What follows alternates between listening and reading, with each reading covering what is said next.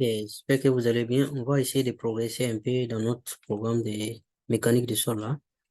Donc, et nous sommes toujours au niveau du chapitre 3, relation poids-volume là. Donc, la fois passée, on avait fait des parties 1 jusqu'à partie 5. Donc, dans cette vidéo, on va essayer de parler de cette partie numéro 6 là, uniquement. Donc, on va essayer de ne pas faire de longues vidéos. Et densité relative. Donc, dans cette partie, nous ne parlerons que de densité relative. C'est quoi la densité relative et comment on obtient la densité relative. D'accord? Donc, que peut-on dire de la densité relative? Donc, le terme densité relative même, couramment utilisé pour indiquer la densité ou lâchement. Bon, la traduction n'est pas trop bonne ici. C'est-à-dire l'état dense ou bien l'état lâche d'un sol granulaire in situ. Donc, il est important ici que vous notez que densité relative là, c'est pour les sols granulaires. OK? Donc, ça, c'est très important. Donc, comment on définit cette densité relative là? Voici comment on la définit. D'abord, on la note dr et elle est définie par I max, E max moins E sur E max moins E min. Donc, E là étant l'indice de vide. Et la définition de l'indice de vide, la voici. On a parlé de ça dans les parties précédentes, dans la première partie. L'indice de vide divisé par volume de vide divisé par volume de solide. C'est ça qui donne l'indice de vide. OK? Donc, l'indice de vide maximum est moins l'indice de vide. L'indice de vide actuel que vous avez, le sol que vous avez actuellement sur le terrain ou même au labo. Quel est son indice de vide actuellement? Si vous êtes sur le terrain, quel est l'indice de vide du sol actuel? C'est ça, cet indice-là. Maintenant, quel est l'indice de vide maximum que ce sol-là peut avoir? Ça veut dire le maximum de vide possible. Et l'indice de vide minimum, c'est-à-dire, est-ce que comment, à tel point vous pouvez réduire le vide, réduire ça le plus petit possible. Donc, c'est ça qui est I minimum. OK? Donc, bon, c'est ça que je suis en train d'expliquer. dr, donc, densité relative, exprimée en pourcentage le plus souvent. Et c'est l'indice de vide dans le sol in situ, sur le terrain. Et max, c'est l'indice de vide. Attention, le taux de vide que vous voyez là, ça veut dire l'indice de vide. L'indice de vide du sol à l'état le plus meuble, plus lâche possible. C'est-à-dire, les vides là sont au maximum. I minimum, donc c'est l'indice de vide où le sol est le plus dense possible. C'est-à-dire, quand vous densifiez le sol, très dense, le volume de vide devient vraiment très petit. De ce fait-là, l'indice de vide aussi devient petit. Voilà. Vous voyez, non? Si VV devient petit, c'est l'indice de vide aussi va devenir petit. Donc, les valeurs de densité relative là peuvent aller de 0 pour les sols très meubles, très lâches, à 100% pour les sols très denses. Mais ça, c'est vraiment compliqué pour avoir ça. Donc, souvent, les ingénieurs utilisent cette densité relative là pour pouvoir classifier ou juger les sols, quoi. OK? Donc, voici un tableau entre 0 et 15%. Si la densité relative est entre 0 et 15%, on va dire que c'est un sol très lâche. OK? Et entre 15 et 50%, c'est un sol lâche. Entre 50 et 70%, c'est un sol médium. Moyen, quoi. Moyennement dense ou moyennement lâche. On va dire moyennement dense.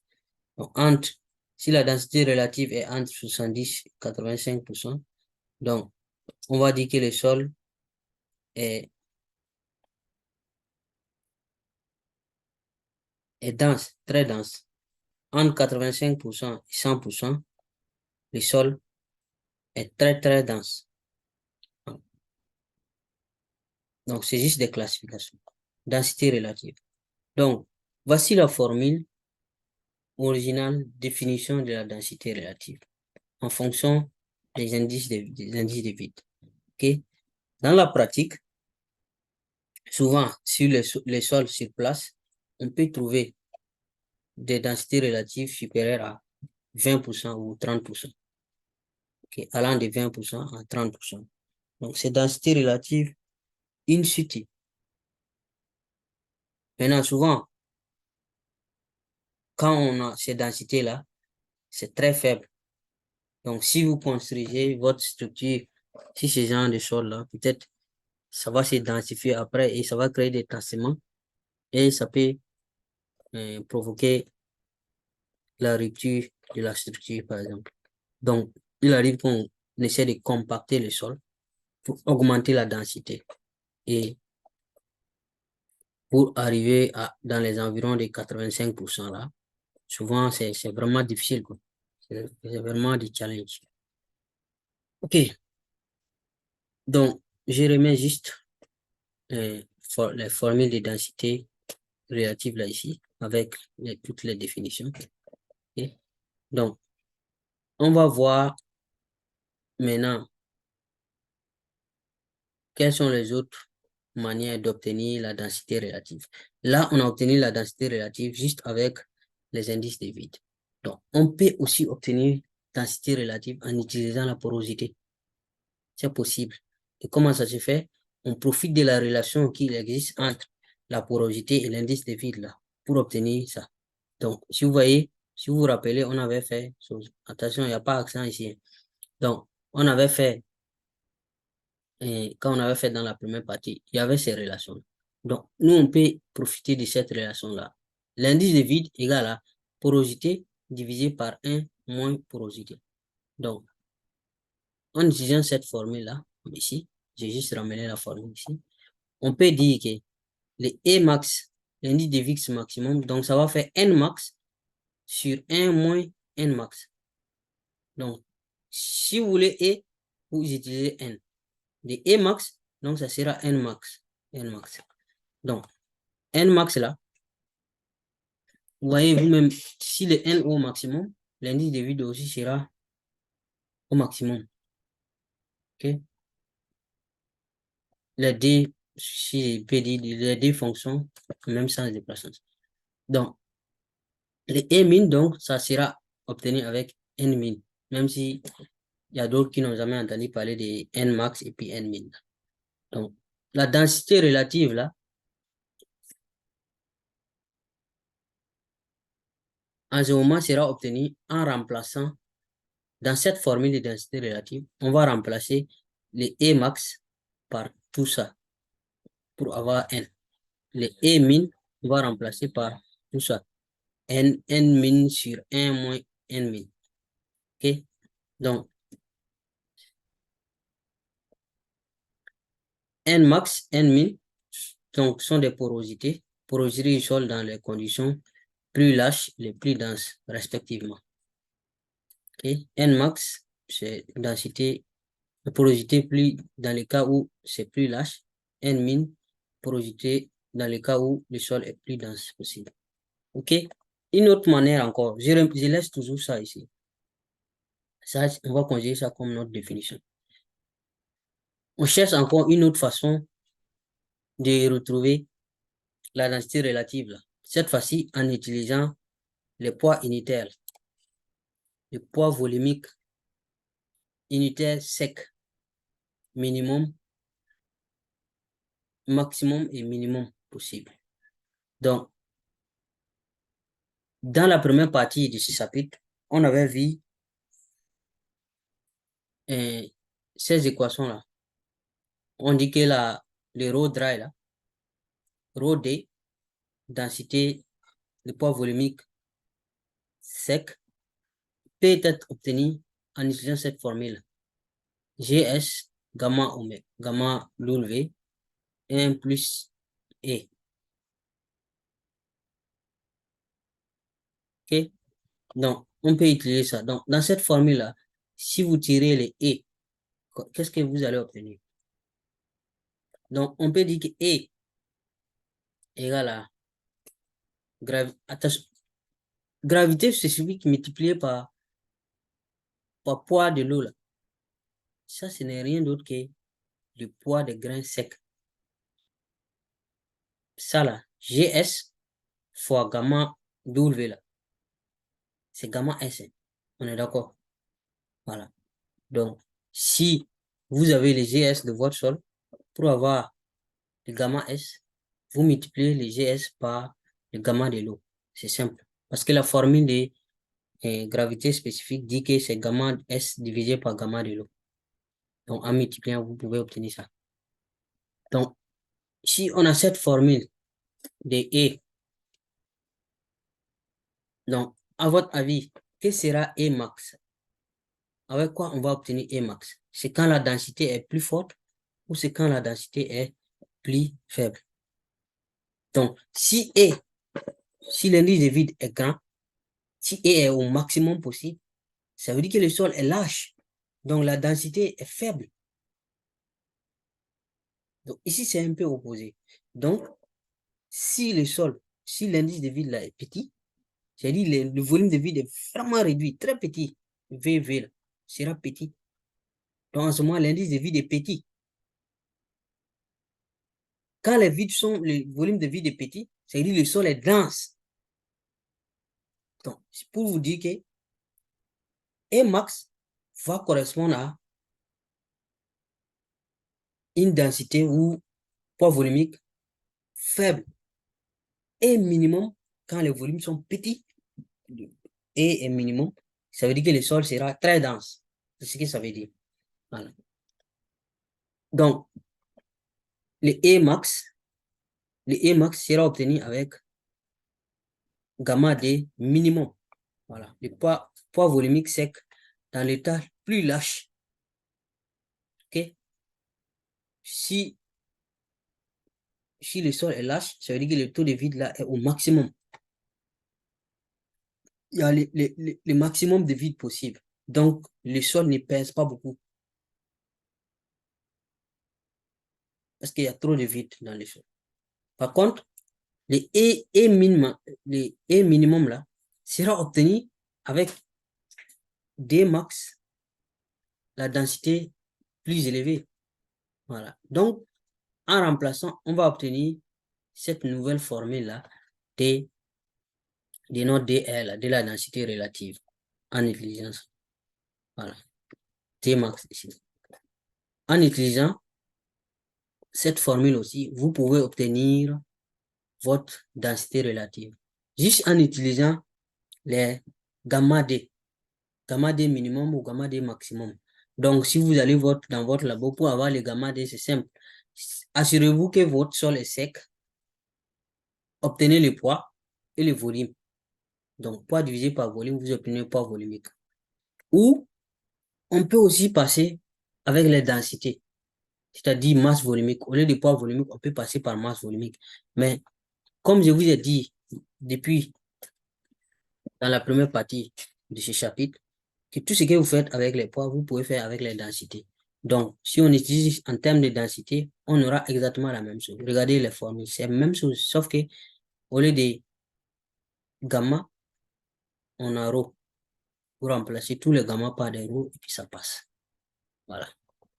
Donc ça, cette formule-là, je pense que c'est plus facile. Parce qu'au labo, vous pouvez facilement déterminer le volume et vous pouvez facilement déterminer la masse. Donc masse divisée par volume, vous obtenez la densité.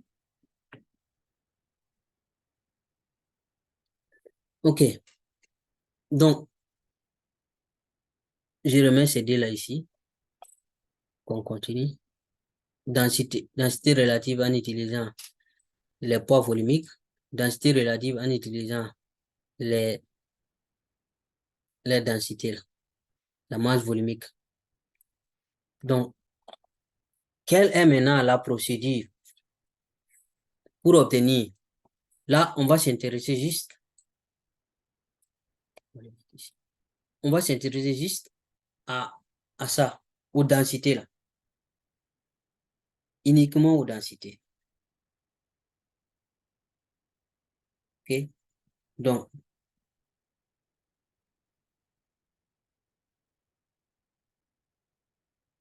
densité ici et densité là. Comment on obtient les densités maximum et les densités minimum là? D, rho D max et rho D min. Donc, pour les normes américaines, désignation des essais américains là,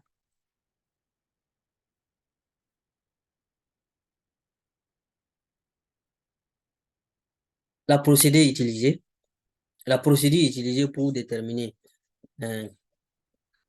la densité max et densité min des sols granulaires là.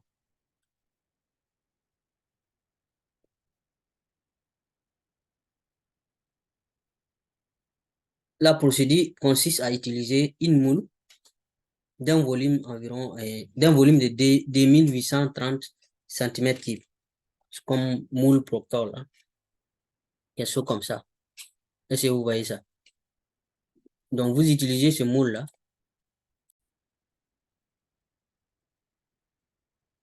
Donc, si vous avez votre sol, le volume du moule est connu, vous pouvez peser la masse du moule à vide et puis la masse du moule quand le moule est rempli du sol.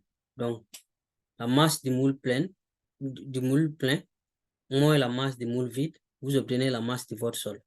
Et comme le volume est déjà connu, vous pouvez, en utilisant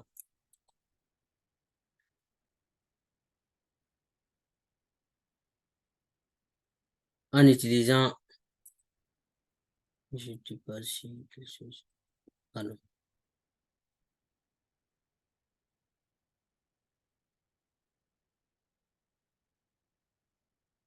En utilisant la formule masse sur volume, vous pouvez obtenir la densité. Donc, qu'est-ce qui se passe pour obtenir le poids unitaire, c'est-à-dire la densité minimum là, à sec? Qu'est-ce qu'il faut faire? Pour déterminer le poids unitaire minimum à sec du sable, il faut verser, bon, on dit librement, genre vous versez juste comme ça, le sable ou votre sol, c'est pas forcément du sable, mais ça doit être un sol granulaire quand même. Vous versez dans le moule, comme ça, juste librement ou sans, sans tasser ni rien. Voilà. Vous pouvez dire un entonnoir de cette ouverture-là. Maintenant, la hauteur de chute, à peu près 25,4 mm, c'est-à-dire 2,54 cm à peu près. Donc, il ne faut pas éloigner trop du, du bout de votre euh, moule, par exemple, ou de votre modèle d'expérience au labo, si vous voulez. Ça, c'est la hauteur du chute. Donc, la valeur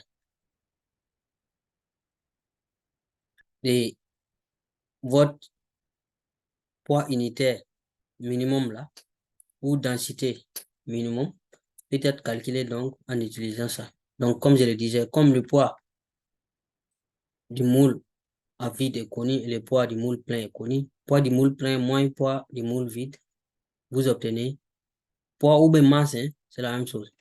Vous obtenez la masse ou le poids de votre sol. Maintenant, comme le volume est connu, divisé par le volume, vous obtenez donc, voilà, votre densité. Densité, si c'est les masses que vous avez utilisées, voilà. Poids volumique, si c'est le poids que vous avez utilisé ici. Voilà.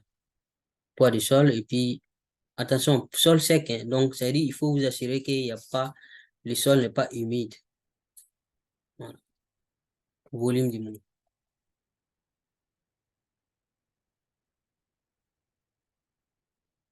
Bon. Pour un poids unitaire sec, maximum là, non. Ça, c'était pour le poids minimum. OK? Maintenant, pour le maximum, puisqu'on a besoin du raw dry, du maximum et du minimum. On a besoin du maximum et du minimum. Donc, pour le minimum, là, on a dit, il faut juste verser comme ça. Voilà, à chute libre. Maintenant, pour le maximum, qu'est-ce qu'il faut faire?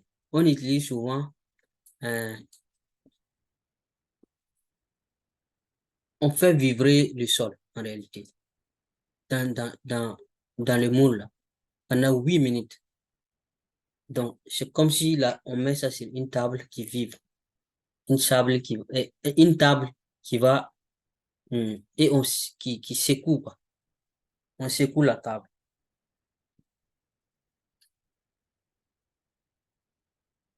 D'accord? Donc, pendant 8 minutes.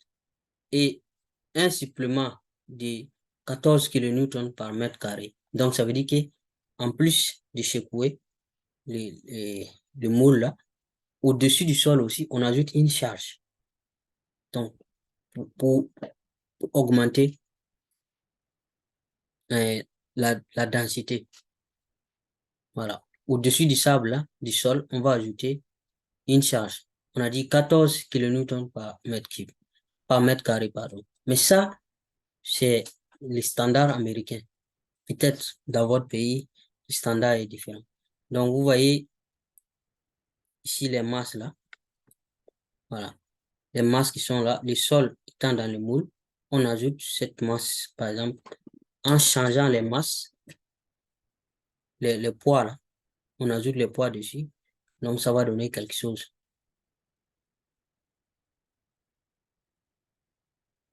Donc, le moule là est placé sur une table qui vibre à la fréquence de 3600, c'est vraiment rapide, 3600 cycles par minute. Voilà. Et à une amplitude de 0,635 mm. Ça veut dire que gauche-droite, là, ça bouge 0,635 mm. La valeur du ρ là, maximum, donc on peut déterminer ça à la fin de la vibration. Donc, en connaissant le poids et le volume du sol, on prend volume, masse, poids divisé par volume. Donc, il y a plusieurs facteurs qui vont contrôler votre gamma D max là. Ça sera l'amplitude de l'accélération là. Parce qu'on a dit qu'une table qui vibre, une table vibrante, la charge supplémentaire que vous allez ajouter, par exemple, si vous ajoutez cette charge supplémentaire, c'est pas, vous n'allez pas obtenir la même densité que si vous avez ajouté cette charge supplémentaire au-dessus du sol. OK? Donc, il y a aussi la géométrie de l'accélération. Par exemple, on a dit ici 0,635 mm. Donc, gauche, droite, quand vous faites, si vous voulez, vous pouvez augmenter 0,9 par exemple. Donc, plus vous augmentez ces valeurs-là, plus vous allez avoir une densité plus élevée, quelque chose comme ça, jusqu'à en tout cas à 100%. Ça, au moins, c'est la limite. Voilà. Donc, en faisant ça, donc, vous pouvez obtenir densité maximale supérieure à la densité que vous allez obtenir avec la norme américaine. Voilà. Donc, au labo, c'est comme ça que vous pouvez déterminer les densités maximales et densités minimales. Et vous allez pouvoir calculer votre euh, DL, la densité relative. Voilà. Donc, on va essayer de faire un petit exercice. Vraiment, application très simple. On a un échantillon humide. Donc, l'échantillon humide pèse 465 grammes. Et sa masse, quand on va chercher, ça fait 405,76 grammes. Gravité spécifique, 2,68. L'indice de vide, 0,83. Donc, on nous demande de trouver la densité humide, densité sèche, la masse d'eau en kilogrammes à ajouter par mètre cube de sol dans les champs pour saturer, pour la saturation. Donc, premièrement, petit 1, la densité humide. Donc, cette densité humide là, on peut l'obtenir en passant par la teneur en eau. Donc, on obtient d'abord la teneur en eau avant d'obtenir la densité humide. Donc, la teneur en eau, le poids de l'eau divisé par poids du sol sec. Donc, comme je vous disais dans la vidéo précédente, dans l'exercice précédent là, si vous avez poids humide et poids sec, faites poids humide moins poids sec, vous allez obtenir poids de l'eau. Voilà. Donc,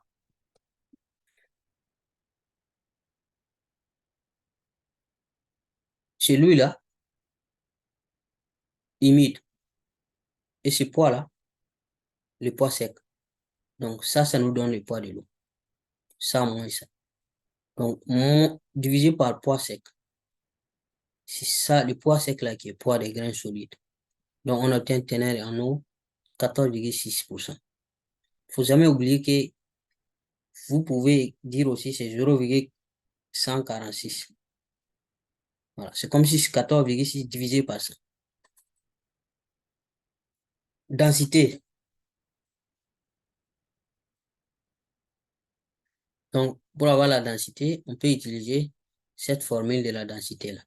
1 plus teneur en eau, le tout multiplié par gravité spécifique fois la densité de l'eau, divisé par 1 sur l'indice de vide. Indice de vide là, on nous a donné ça, hein, ça fait ici 0,83. Donc, on fait l'application numérique et on obtient cette masse par mètre cube. Donc, densité sèche maintenant, il y a une relation entre la densité sèche, non, ici là, c'est dry, hein, c'est sèche, et ça. Donc, on peut utiliser la gravité spécifique, la densité de l'eau et l'indice de vide là pour avoir, en utilisant cette formule, on peut avoir facilement la densité sèche. Maintenant, la masse d'eau ajoutée là pour faire la saturation. Donc,